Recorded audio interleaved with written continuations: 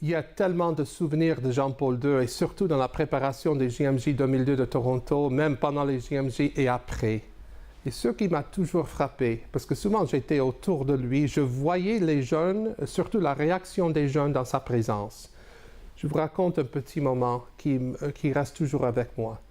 Quand on criait « Santo subito » aux funérailles, ce n'était pas une exclamation à la fin, mais c'était la confirmation de tant de personnes qui ont reconnu cette sainteté tout au long de son pontificat. Sainteté, c'est à la perfection, c'est pas quelque chose où il n'était pas sans défaut, etc., mais une sainteté parce qu'il était vrai, il était branché avec Dieu, lié avec Dieu tout le temps. Et puis, il était avec nous, tourné vers Dieu, tourné vers nous. Alors, un moment qui reste toujours avec moi, c'était l'été de 2001.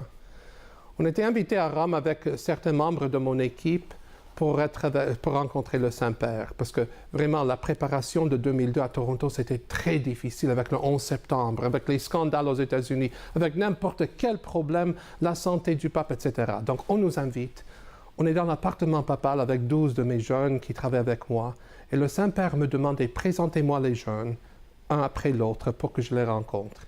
Alors, ce sont des sportifs, des grands, des intelligents, des gens forts. Alors, je présente le premier, je vous présente Michael, qui est chargé du dessin artistique. Michael se met à pleurer. Je présente Larissa, qui est chargée des logements, des transports, etc. Larissa se met à pleurer. Et puis l'autre qui est médecin, l'autre comme ça. Tout le monde pleurait. Le pape me regarde en disant, pourquoi il pleure?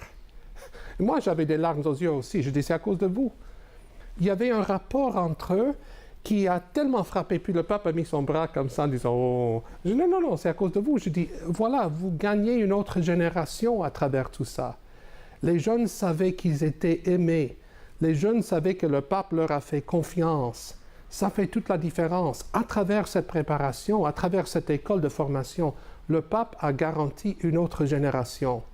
On me dit souvent que le pape en avait marre de tous les contrastes, les difficultés de ma génération et des autres qui s'en foutaient de l'Église, l'enseignement de l'Église, etc. Au lieu de faire un débat, au lieu de se battre avec une génération, le pape est allé au-dessus de leur tête à la future génération, aux autres. Et en faisant comme ça, il a garanti le futur de l'Église. Et c'est pour cela qu'en 2005, je dois dire qu'il y avait 2 journées mondiales de la jeunesse internationale. Celle de Cologne qui était préparée, mais il y avait une autre en avril 2005. Parce qu'en fin de compte, qu'est-ce que c'était les funérailles de Jean-Paul II à Rome? C'était les Journées mondiales de la jeunesse. Et puis cet été, le mois de mai, il y aura une autre Journée mondiale de la jeunesse à Rome aussi, le 1er mai.